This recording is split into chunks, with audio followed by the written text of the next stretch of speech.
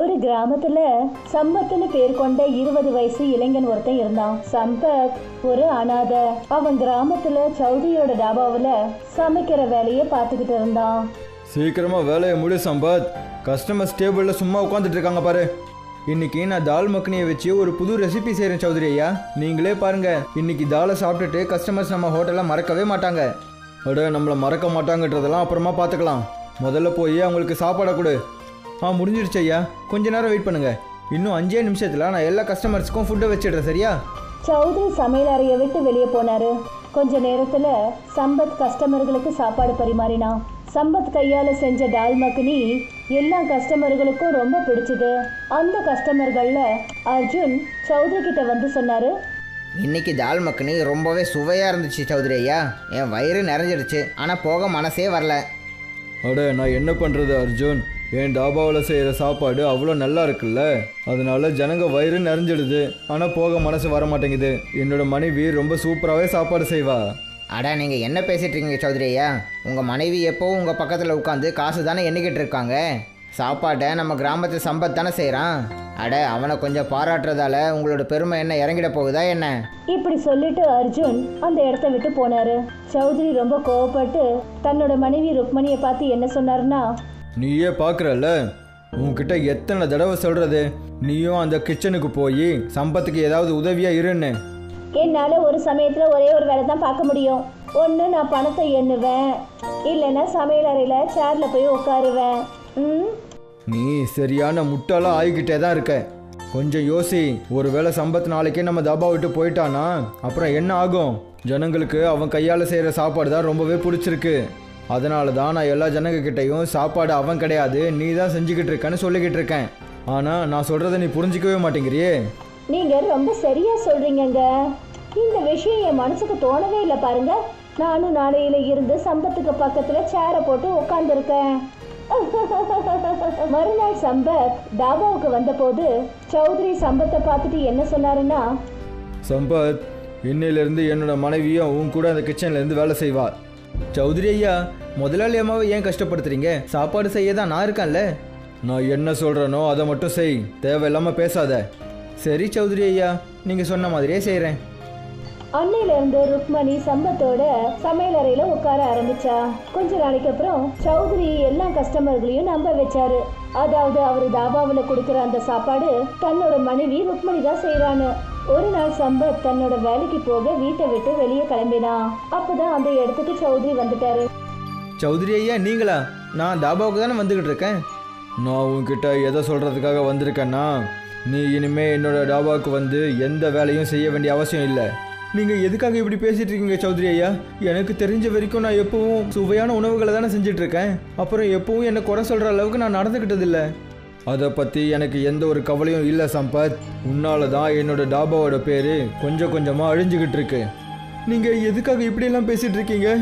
எனக்கு ஞாபகம் இருக்கிற வரைக்கும் நான் எப்போலேருந்து உங்கள் டாபாவில் வேலை செய்கிறேனோ அப்போலேருந்து உங்களோட டாபா முன்னாடியை விட நல்லா தானே போகுது. நல்லா தான் போயிட்டுருக்கு. ஆனால் அது நீ இருக்கிறதால தான். ஒருவேளை நான் இன்னும் கொஞ்ச நாளைக்கு உன்னை வேலையில் வச்சுருந்தேன்னா என்னோட டாபாவோட பேர் சௌத்ரி டாபாங்கிற பேர்லேருந்து மாறி சம்பத் டாபான்னு தான் எல்லாரும் கூப்பிடுவாங்க. அப்படியெல்லாம் பண்ணாதீங்க சௌத்ரி ஐயா. நான் ஒரு அனாதை. எனக்கு இந்த வேலையை தவிர வேறு எந்த வேலையும் தெரியாது. அதெல்லாம் உன்னோட பிரச்சனை, என்னோடது கிடையாது.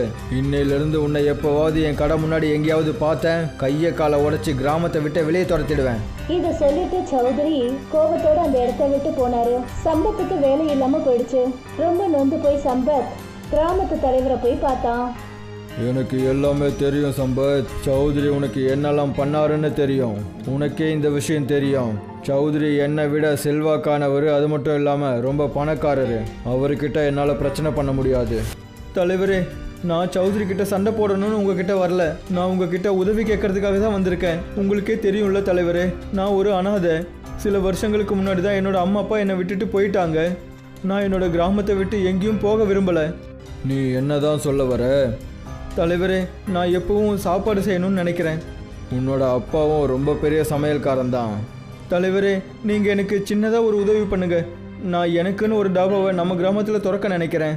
நீங்கள் எனக்கு கொஞ்சம் பணம் கொடுக்க முடியுமா? என்னோட டாபா நல்லபடியாக போன உடனே நான் உங்களோட பணம் எல்லாத்தையும் திருப்பி கொடுத்துடுறேன். சரி, கிராமத்தில் என்னோட காலி நிலங்கள் கொஞ்சம் இருக்கு. நீ அந்த இடத்துல போய் டாபாவை திறந்துக்கோ. அதுக்கு எவ்வளோ காசு உனக்கு தேவையோ அதை நான் உனக்கு கொடுக்க தயாரா இருக்கேன். தலைவர் சொன்னதை கேட்டுட்டு சம்பத் ரொம்ப சந்தோஷப்பட்டான். சம்பத் கடின உழைப்போட காலியான நிலத்துல டாபா கட்ட ரொம்ப கஷ்டப்பட்டதுக்கு அப்புறம் சம்பத் அந்த இடத்துல ஒரு டாபாவை ரெடி பண்ணிட்டான். கொஞ்ச நாளைக்கு அப்புறமா சம்பத்தோட டாபாவுக்கு கஸ்டமர்கள் வர ஆரம்பிச்சாங்க. அப்புறம் இந்த விஷயம் சௌத்ரியை உறுத்த ஆரம்பிச்சது. எதை நினைச்சு நான் பயந்தனோ அதே தான் நடந்திருக்கு ருக்மணி. அந்த ஒன்றும் இல்லாதவன் அவனுக்குன்னு ஒரு டாபா திறந்திருக்கான். இப்போ நம்ம டாபாவுக்கு குறைஞ்ச ஆளுங்களும் அவனோட டாபாவுக்கு நிறைய பேரும் வராங்க. ஒரு நரியோட புத்தி தான் உங்களுக்குள்ளேயும் இருக்கு. அந்த புத்தியை பயன்படுத்துங்க. அப்புறம் அவனுடைய டாபாவை மூட வைங்க. நீ ரொம்ப சரியா சொல்ற. என்னோட இந்த நரி மாதிரியான புத்தியை வச்சு நான் ஏதாவது ஒன்று யோசிச்சே ஆகணும். சௌத்ரி ரொம்ப தந்திரமா ஒரு கஸ்டமரை தான் சொல்றத கேட்க வச்சாரு. அந்த கஸ்டமர் தெரியாம சம்பத்தோட டாபாவில் சாப்பாட்டுல சௌத்ரி கொடுத்த மருந்த கலந்துட்டு வந்துட்டான். அன்னைக்கு யாரெல்லாம் சம்பத்தோட டாபாவில் சாப்பிட்டாங்களோ அவங்களுக்கு வயிற்றுப்போக்கு ஏற்பட்டுச்சு. மறுநாள் சம்பத்தோட டாபாவுக்கு முன்னாடி கிராமத்து ஜனங்க கூட்டமா வந்துட்டாங்க. அதுல ஒருத்தர் ரொம்ப கோபத்தோட சம்பத் கிட்ட சொன்னாரு, உன்னோட டாபா நல்லா நடக்கணுங்கிறதுக்காக உன்னோட நேர்மையை மறந்துட்டியா? நீங்கள் ஏன் இப்படி பேசிகிட்டு இருக்கீங்க? நான் என்ன பண்ணேன்? என்ன பண்ணியா? அட, நேற்று நான் உன்னோட டாபாவில் தால் சாப்பிட்டேன். அப்போலேருந்து என் வயிறு மோசமாயிடுச்சு. அப்புறம் இங்கே எவ்வளோ பேர் நாங்கள் நின்றுட்டுருக்கோமோ அவங்க எல்லார் வயிறும் மோசமாயிடுச்சு. இது எல்லாத்துக்கும் நீ தான் பொறுப்பு. நீ கண்டிப்பாக சாப்பாட்டில் ஏதோ ஒன்று கலந்துருக்க. நீங்கள் தப்பாக நினச்சிட்ருக்கீங்க. நான் சாப்பாட்டில் எதையுமே கலக்கலை. இன்னையிலேருந்து நாங்கள் யாருமே உன்னோட டாபாவுக்கு வந்து சாப்பாடு சாப்பிட வரமாட்டோம். சாப்பாடு எல்லாத்தையும் செஞ்சு நீயே சாப்பிடு. இப்படி சொல்லிட்டு அந்த ஆளு அங்கிருந்து போயிட்டாரு. அப்புறம் சம்பத் கண்ணில் கண்ணீரோட தன்னோட டாபாவில் உட்காந்துட்டான்.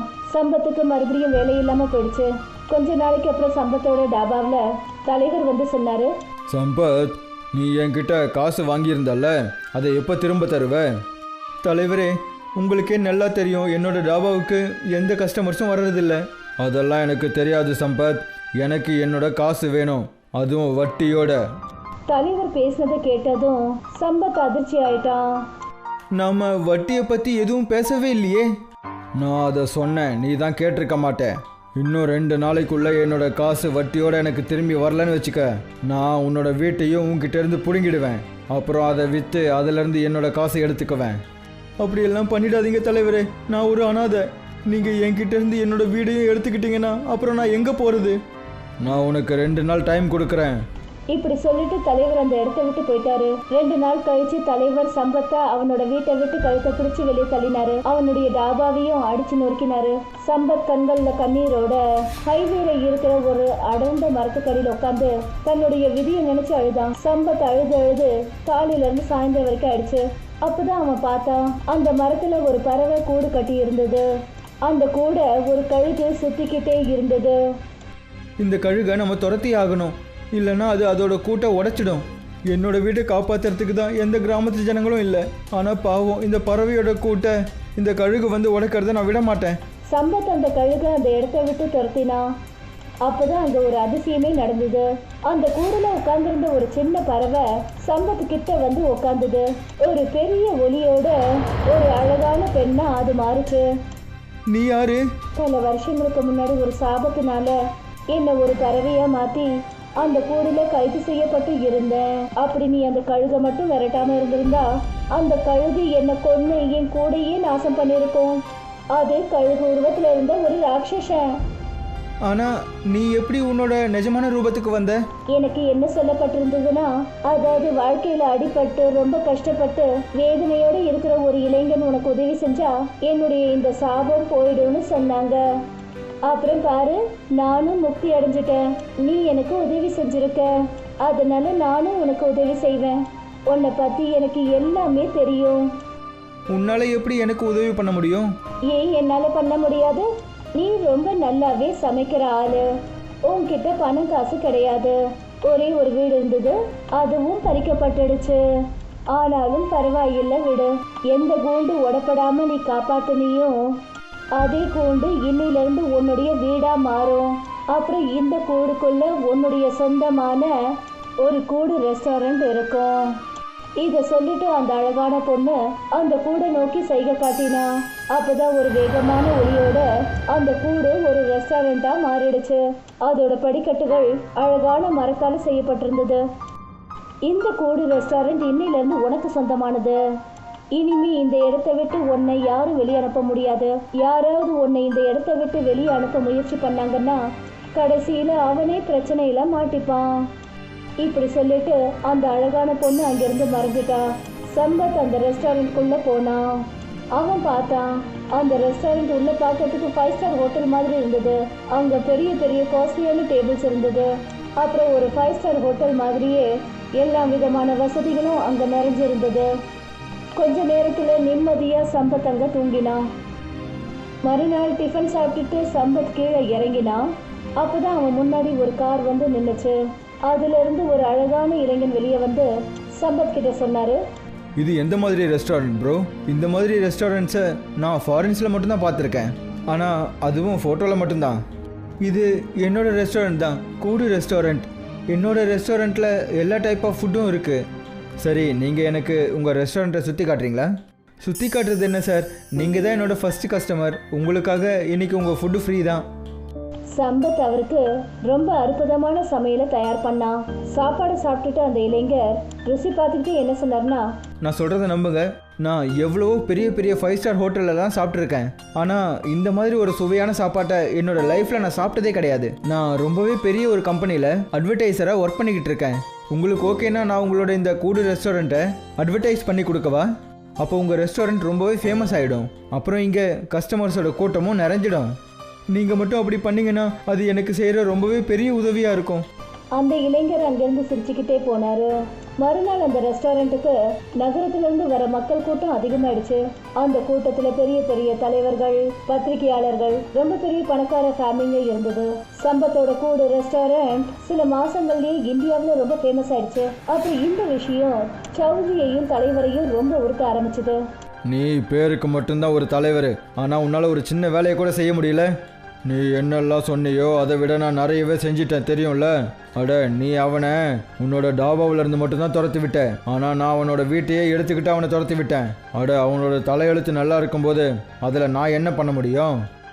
இதை பேசுறதால என்ன பிரயோஜனம் தலைவரே? அவனோட அந்த கூடு ரெஸ்டாரண்ட்டுக்கு சிட்டியில் இருக்கிற பணக்காரங்களாம் வராங்க. அப்புறம் கிராமத்தில் இருக்கிற ஜனங்களுக்கு அவன் அந்த கூடு ரெஸ்டாரண்ட்டில் உணவை ஃப்ரீயாக கொடுத்துட்ருக்கான். அவன் தினமும் எல்லாருக்கும் அன்னதானம் கொடுக்குறான், நல்ல பேரை வாங்கிக்கிறான். அப்புறம் நாம் இங்கே வெறும் கையை வீசிக்கிட்டு தான் உட்காந்துட்டு இருக்க வேண்டியதாக இருக்குது. உனக்கு என்ன தான் வேணும்? எனக்கு என்ன வேணும்னா அவனோட அந்த கூடு ரெஸ்டாரண்ட்டில் தீ வச்சுடு. அப்படின்னா எதுக்கு வெயிட் பண்ணிக்கிட்டு? சரி, கிளம்பலாம். இன்னைக்கு நைட்டு அந்த நல்ல வேலையை முடிச்சு வச்சிடலாம். தலைவரும் சௌத்ரியும் பெட்ரோலை எடுத்துக்கிட்டு அந்த மரத்துக்கிட்ட வந்தாங்க. அவங்க அந்த மரத்து மேல பெட்ரோலை தெளிச்சாங்க. ஆனா அதுல அவங்க நெருப்பை வைக்கிறதுக்கு முயற்சி பண்ண போது திடீர்னு அவங்க உடம்புல ரொம்ப மோசமா எரிய ஆரம்பிச்சது. அப்புறம் அவங்க பயங்கரமா கத்த ஆரம்பிச்சாங்க. சம்பத்தும் மற்ற கஸ்டமர்களும் ரெஸ்டாரண்ட்டுக்கு கீழே வந்தாங்க. அட, உங்க 2 பேருக்கும் என்னாச்சு? நீங்க 2 பேரும் ஏன் கத்திக்கிட்டு இருக்கீங்க? எங்களை மன்னிச்சிடு சம்பத், நாங்கள் 2 பேரும் உன்னோட கூடு ரெஸ்டாரண்ட்டுக்கு தீ வைக்கிறதுக்காக தான் வந்தோம். ஆனால் நாங்கள் அந்த கூட்டில் தீ வைக்க முயற்சி பண்ணும்போது எங்களோட உடம்புல ஏதோ தீ எரியிற மாதிரியே இருக்குது. இன்றைக்கி ஏதோ தப்பு பண்ணிட்டீங்க தலைவரே, ஆனால் இதுக்கப்புறம் எப்பவும் அந்த தப்பை மட்டும் பண்ணிடாதீங்க. அப்போதான் அந்த கூடு ரெஸ்டாரண்ட்குள்ளே இருந்து ஒரு குரல் கேட்டுச்சு. அவங்க 2 பேருக்கிட்டையும் சொல்லு, இப்போவே அந்த கிராமத்தை விட்டு போக சொல்லு. இல்லைன்னா அவங்க உடம்புல இருக்கிற எரிச்சலை உலகத்தில் இருக்கிற எந்த டாக்டராலையும் சரி பண்ணவே முடியாது. எனக்கு தெரிஞ்ச விஷயம் என்னன்னா, யாராவது இந்த கூடு ரெஸ்டாரண்ட்டுக்கு ஏதாவது பிரச்சனை கொடுக்கணும்னு நினச்சிட்டு இருந்தாங்கன்னா அவங்களுக்கு ரொம்பவே பெரிய பிரச்சனை ஏற்படுமா. தலைவரும் சௌத்ரியும் சம்பத்தோட பேச்சை கேட்கறதா நல்லதுன்னு நினைச்சாங்க. 2 பேரும் ராத்திரியோட ராத்திரியா கிராமத்தை காலி பண்ணிக்கிட்டு போயிட்டாங்க. சம்பத் இன்னைக்கும் கூடு ரெஸ்டாரண்ட்டை நடத்திக்கிட்டு இருக்கான். ரீனா, டீனா 2 பேருமே ஒரு வினோதமான ட்வின்ஸ். 2 பேரோட பழக்க வழக்கங்களும் ஒருத்தருக்கு ஒருத்தர் வேறுபட்டது. அப்புறம் 2 பேரும் நல்லா ஒத்து போவாங்களும் கூட.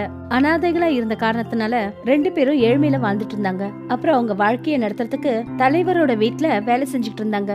இன்னைக்கு அவங்க 2 பேரும் வீட்ல பேசிக்கிட்டு இருந்தாங்க. இதுக்கு மேலேயும் நான் தலைவரோட வீட்ல வேலை செய்ய விரும்பல டீனா. அவங்க வீட்ல தானே நம்ம 2 பேரும் வேலை செஞ்சுட்டு இருக்கோம். நம்ம உழைக்கிறதுக்கான ஊதியத்தை தானே கேக்குறோம். எப்ப அவர்கிட்ட பணம் கேட்டாலும் தரமாட்டேன்னு சொல்றாரு. இப்படி எதுக்காக கோவப்படுற ரீனா? இன்னைக்கு நான் அவர்கிட்ட போய் பேசுறேன். நமக்கு கொடுக்க வேண்டிய பணத்தை கேக்குறேன். அக்கா, உங்களுக்கு ரொம்பவே இலகிய மனசு. உனக்கும் தெரியும், நம்ம கிராமத்துல பல வருஷமா வைரஸ் பரவிக்கிட்டு இருக்கிறது. அப்புறம் அதுக்கான மருந்து தலைவர் ஐயா வீட்டுல தானே கிடைக்குது. அதனால நாமளும் கொஞ்சம் பொறுத்து தான் போகணும் ரீனா. நீங்க 5 நிமிஷம் தான் என்னை விட பெரியவங்க, அதனாலதான் உங்க பேச்ச நான் கேக்குறேன். அப்படி நான் மட்டும் பெரியவளா இருந்தேன், அவர்கிட்ட இப்பவே போய் பணத்தை வாங்கிட்டு வந்திருப்பேன். ஆமா, அது என்னமோ உண்மைதான். தலைவர் தன்னோட வீட்ல ஒரு ரசாயனத்தை தயாரிச்சிட்டு இருந்தாரு. இன்னைக்கு நான் இதை அரிசியில கலந்துடுவேன், அதையே கிராமத்து மக்களுக்கு கொடுத்துடுவேன். அதுக்கப்புறம் அவங்களுக்கு உடம்பு சரியில்லாம ஆச்சுன்னா அவங்களுக்கு நான் மருந்து கொடுத்ததுக்கு பதிலா என் வீட்டுல வந்து வேலை செய்ய சொல்லுவேன். இந்த கிராமத்து ஜனங்க எனக்காக பிறந்தவங்க. அப்புறம் நான் உருவாக்குன நோயை எப்பவும் போக விடவே மாட்டேன். ரசாயனம் தயாராயிடுச்சு.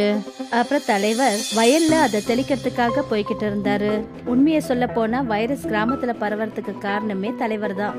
எந்த மாதிரி அவர் வயல்கள்ல இந்த ரசாயனத்தை தெளிக்கிறாரோ சரியா அதே மாதிரி கடந்த 2 வருஷமா தலைவரோட இந்த தெளிப்பு கிராமம் முழுக்க வைரஸ் பரவிடுச்சு.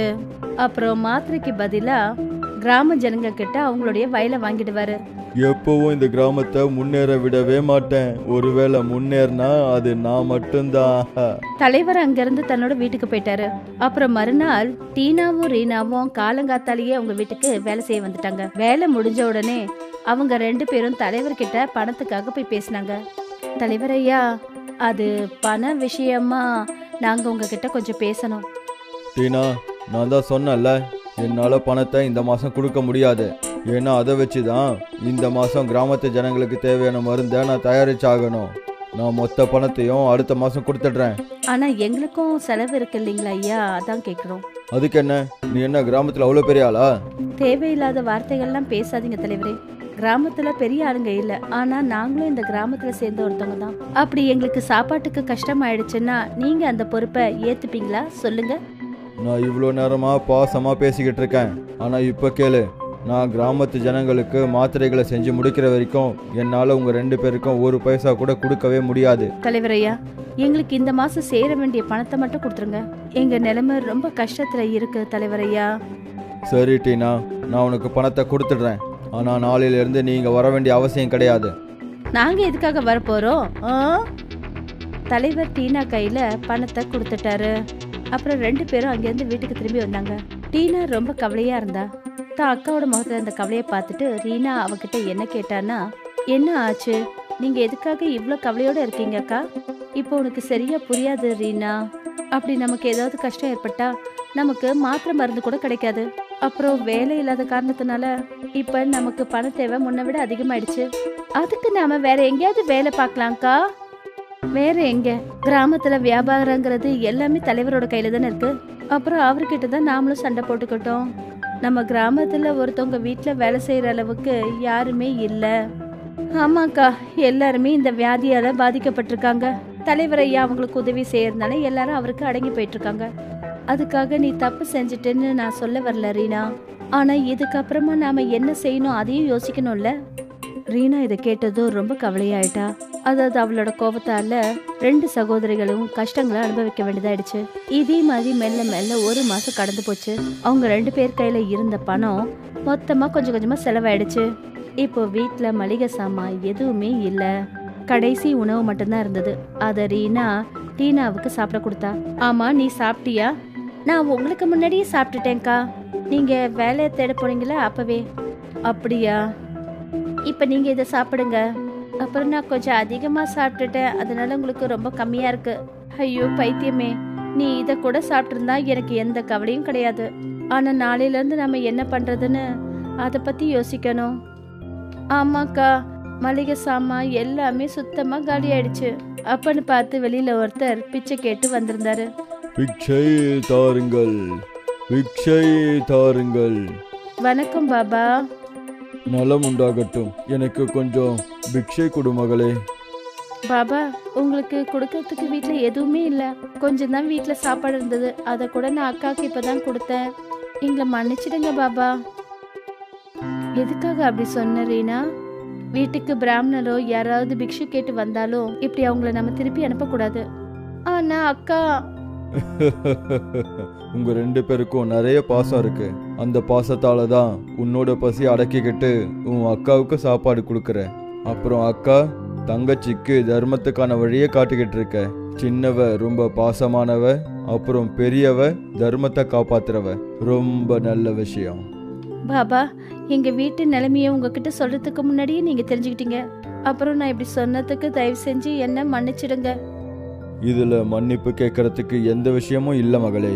பாசத்தை விட ஒரு பெரிய தர்மமே கிடையாது.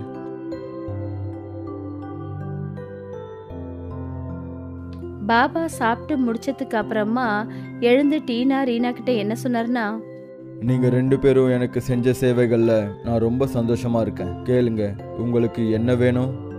பாபா, இந்த கிராமத்துல ஒரு வைரஸ் பரவி இருக்கு. கடந்த 3 வருஷமா அதுக்கு எந்த தீர்வும் இல்லாம போயிடுச்சு. நீங்க அதை குணப்படுத்துறதுக்கு ஏதாவது ஒரு வழியை சொல்லுங்களேன். அந்த பாபா ஏதோ யோசிச்சுட்டு சிரிச்சாரு. அப்புறம் என்ன சொன்னார்னா, ஒருவேளை இதான் விஷயம்னா இரட்டை சகோதரிகளான உங்களுக்கு நான் ஒரு தாபா கொடுக்குறேன். நீங்க 2 பேரும் அதுல எந்த ஒரு சாப்பாடு செஞ்சாலும் அது மக்களோட வியாதியை சரி பண்ணும். அது அவங்களோட உடம்புக்கு சக்தியை கொடுக்கும். ஆனா என்ன பாபா? அந்த நல்ல விஷயம் நடக்கணும்னா ஒருத்தவங்க ரொம்ப நல்ல மனசோட கருணை உள்ளத்தோட இருக்கிறவங்க மட்டும்தான் அந்த சாப்பாடுகளை செய்யணும். ஒருவேளை சுயநலத்தோடு அதை செஞ்சாங்கன்னா அப்புறம் அதோட எல்லா பலன்களும் வீணா போயிடும். நீங்க சொன்னதை நாங்க கவனத்துல வச்சுக்கிறோம் பாபா. அப்பதான் எங்க அவங்களுடைய வீடு இருந்ததோ அதுக்கு எதிரையே ஒரு டாபா உருவாச்சு. அப்புறம் அந்த பாபா சிரிச்சுக்கிட்டே அந்த இடத்த விட்டு போயிட்டாரு. வாங்கக்கா, இப்ப நாம இந்த டாபாவில் நம்ம வேலையை ஆரம்பிப்போம். அப்புறம் மக்களோட வியாதிய நம்ம குணமாக்குவோம். இனிமே நாம 2 பேரும் கஷ்டப்பட வேண்டிய அவசியம் இருக்காது. 2 சகோதரிகளும் அவங்க டாபாவில் வேலை செய்ய ஆரம்பிச்சாங்க. அப்புறம் கொஞ்ச நேரத்துல உணவுகள் தயாராயிடுச்சு. அந்த டாபாவை பார்த்துட்டு மாலத்தையும் அமிர்தாவும் அங்க வந்தாங்க. அம்மாடி டீனா, ஆமா என்ன விஷயம்? இந்த டாபா எங்க இருந்து வளர்ந்து வந்தது? ஆமா, ஏதோ மாயம் நடந்தா போல இருக்கு. அட மாலத்தி சித்தியா, வாங்க வந்து சாப்பிட்டு பாருங்க. உங்களோட வியாதி மொத்தமும் தீந்து போயிடும். அப்புறம் இதுக்கு யாரும் நாங்க பணம்லாம் அதிகமா வாங்க மாட்டோம். ஆமா, 2 வேலைக்கான சாப்பாட்டை இங்க இருந்தே கொண்டு போங்க. உங்க சாப்பாட்டுக்கு எவ்வளவு செலவாகுதோ அதே செலவுல உங்களுக்கு டாபாவில சாப்பாடு கொடுக்குறோம். சரி சரி சரி அம்மா, நிஜமாவே வா, கொடுமா, எங்களுக்கும் சாப்பிட ஏதாவது கொடு. டீனாவும் ரீனாவும் அவங்க சாப்பிட்றதுக்காக அங்க 2 பிளேட் எடுத்து வச்சாங்க. அவங்க 2 பேரும் சாப்பிட்டு முடிச்ச உடனே கொஞ்ச நேரத்துல அவங்க உடம்புல இருந்த எல்லா வியாதியும் சரியாயிடுச்சு. அப்புறம் 2 பேருக்கும் ஒரு புது புத்துணர்ச்சி ஏற்பட்டுச்சு. இத உண்மையிலேயே மாயம்னு தான் சொல்லணும் குழந்தைங்களா. இந்த கிராமமே நோயால அவதிப்பட்டு இருக்கு. எங்களுக்கு இன்னும் கொஞ்சம் உணவு தாமா வீட்டுக்கு எடுத்துட்டு போறோம். நாங்க நாளைக்கு பணத்தை கொடுக்கறோம். சரிங்க சித்தி, உங்களுக்கு எப்ப பணம் கிடைக்குதோ அப்ப வந்து கொடுங்க போதும். ஆனா நீங்க வீட்டுல இருக்கிறவங்களோட ஆரோக்கியத்துல கவனத்தை செலுத்துங்க. அப்புறம் நீங்க பணத்தை எப்ப வந்தனாலும் கூட கொடுக்கலாம். 1 மாசம் கடந்து போயிடுச்சு. அமிர்தாவும் கிராமத்தை சேர்ந்த சில பேரும் தாபாவுக்கு வெளியில சாப்பிடறதுக்காக லைன்ல நின்னுட்டு இருந்தாங்க. அப்பதான் தலைவர் கையில ஏதோ பேப்பர் எடுத்துக்கிட்டு அங்க வந்தாரு. என்ன விஷயம் ரீனா, டீனா? ரொம்பவே செழிப்பா இருக்கீங்க போல. ஏன் அதுலயும் உங்களுக்கு ஏதாவது பிரச்சனையா? ரீனா, கொஞ்சம் அமைதியாரு. அம்மாடே, நீ எதுக்காக ரீனாவை தடுத்து நிறுத்துற? அவ உண்மையை தானே சொல்றா. எல்லாரோட நோயும் சரியாயிட்டு இருக்குன்னு கேள்விப்பட்டேன். அதனாலதான் என்னையே எதிர்த்து இவ்வளோ பேசுறீங்களா? தலைவரே, நீங்க மருந்து மாத்திரைக்கு பதிலா எங்க எல்லாரையும் உங்க நிலத்துல வேலை செய்ய சொல்லில சொன்னீங்க. ஆமாங்க சித்தி, இவர் சொல்றத பார்த்தா இந்த கிராமத்தையே இவர் மொத்தமா வாங்கிட்டா மாதிரி பேசுறாரு. அப்புறம் கிராமத்துல இருக்கிறவங்க எல்லாரையும் இவரு அடிமையா நினைக்கிறாரு. எல்லாரும் கொஞ்சம் அமைதியா இருங்க. இந்த வியாதியில இருந்து நாம குணமாகணுமேன்னு நினைச்சு சந்தோஷப்படணும். நீங்க எல்லாம் முதல்ல இதை யோசிங்க. தயவு செஞ்சு இப்படி சண்டை போட்டுக்கிறத நிறுத்துங்க. இப்பவே உங்க எல்லாரோட வாயையும் அடைக்கிறேன் பாருங்க. இந்த காகிதத்தை பாருங்க. அந்த தலைவர் டீனா கிட்டயும் ரீனா கிட்டயும் ஒரு அக்ரிமெண்ட்டை காட்டினாரு. என்னம்மா விஷயம்? இவங்க 2 பேரும் என்ன சொல்லுவாங்க அதை நானே சொல்றேன். இவங்களோட அப்பா சாகறதுக்கு முன்னாடி என்கிட்ட கடன் வாங்கி இருந்தாரு. அந்த கடனை திருப்பி கொடுக்க முடியாததால இந்த நிலம் இப்போ எனக்கு சொந்தம்.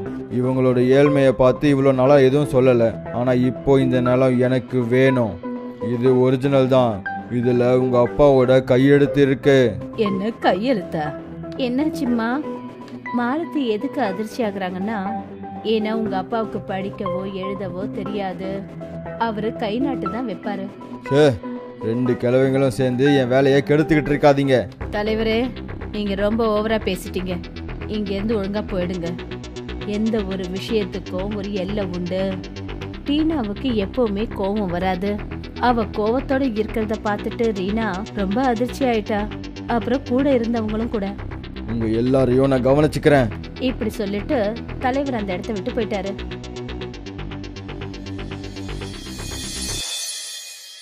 பல நாட்கள் ஆயிடுச்சு.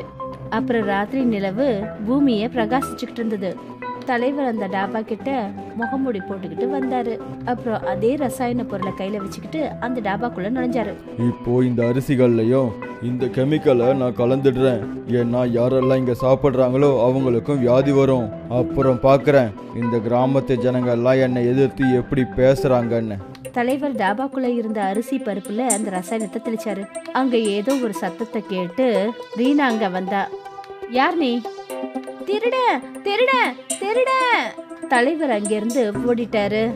டீனா ரீனாவோட குரலை கேட்டுட்டு அந்த இடத்துக்கு வந்தா. என்ன ஆச்சு ரீனா? என்ன நடந்தது? ஏதோ ஒரு திருட இங்க நின்றுட்டு இருந்தான். அப்புறம் என்ன பார்த்தது ஓடிட்டான். ஆனா எதுவும் திருடு போகல. ஆனா இது என்ன கெட்ட வாடை வீசுது. 2 பேரும் அரிசி பருப்புகளை பார்த்தாங்க. அதுல இருந்து ரசாயன வாடை வீசுச்சு. 2 பேரும் மறுநாள் காலையில இத காட்டுறதுக்காக மாலதி அமிர்தாவை கூப்பிட்டாங்க. என்ன ஆச்சு டீனா?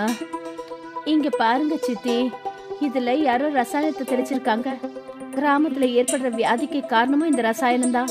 அது சரி, இந்த விஷயம் உனக்கு எப்படி தெரியும்? அது விஷயம் என்னன்னா சித்தி, டீனா பாபா கொடுத்த வரத்தை பத்தி எல்லா விஷயங்களையும் சொன்னா.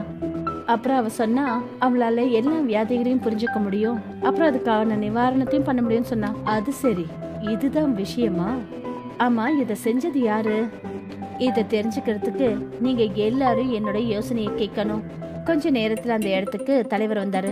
டாபால உட்கார்ந்தவங்க எல்லாரும் வயிற்று வலின்னு சொல்லிட்டு இருந்தாங்க. அப்புறம் தலைவர் இத பார்த்துட்டு என்ன சொன்னாருன்னா, பாத்தீங்கல்ல, இவங்க 2 பேரும் நம்பினா இப்படிதான் நடக்கும். எனக்கு முன்னாடியே நல்லா தெரியும். இது ஒன்றும் அந்த நோய்க்கு மருந்து கிடையாது. அந்த நோய்க்கான மருந்து என்கிட்ட மட்டும்தான் இருக்கு. தலைவரே, கொஞ்சம் மருந்து கொடுங்க. வயிறெல்லாம் ரொம்ப வலிக்குது. இந்தாங்க மருந்து. ஏற்கனவே முழு ஏற்பாடோட வந்திருக்கீங்க போல இருக்கு தலைவரே. இங்க மாத்திரை மருந்து தேவைப்படும் எப்படி உங்களுக்கு தெரிஞ்சது? அது நான் எப்பவும் இதை என் கையிலே தான் வச்சுக்கிட்டு இருப்பேன். எப்போ தேவைப்படும்னு தெரியாதுல்ல, இப்போ தேவைப்பட்டுடுச்சு. அப்போ அதோ சிண்டு கொண்டு வரானே, அது என்ன? சிண்டுன்னு பேர் கொண்ட ஒரு பையன் அதே ரசாயன டப்பா எடுத்துட்டு இருந்தான். முன்னால் அதுதான் தலைவர் தெளிச்சாரு. ஏதாவது ஞாபகம் வந்ததுங்களா? ஆனா நீங்க 2 பேரும் என்ன பார்க்கலன்னு தான் நான் நினைச்சேன். இப்போ இந்த சந்தேகம் எனக்கு உண்மையாயிடுச்சு. அப்போ நேத்து வீட்டுக்குள்ள நுழைஞ்ச அந்த திருட நீங்க தான் இல்லையா? ரீனா ராத்திரி பார்த்த அந்த டப்பா அதே மாதிரி இருக்கிற டப்பாவை நான் ஏற்பாடு பண்ணேன். இப்போ நீங்களே வந்து மாட்டிக்கிட்டீங்க. அப்போ இத்தனை வருஷமா வியாதி உண்டாகிறதுக்கு காரணம் நீங்க தான்ல. இதுக்கு மாத்திரை கொடுத்து பெரிய மகான் மாதிரி நடிச்சிங்களா? இந்த கிராமத்தை விட்டு போயிடு. தலைவர் அங்கிருந்து ஓடிட்டாரு. இந்த சம்பவத்துக்கு அப்புறம் கிராமத்துல நோயினால யாருக்கும் எந்த கஷ்டமும் ஏற்படல. அந்த மாய டாபா தொடர்ந்து நடந்தது.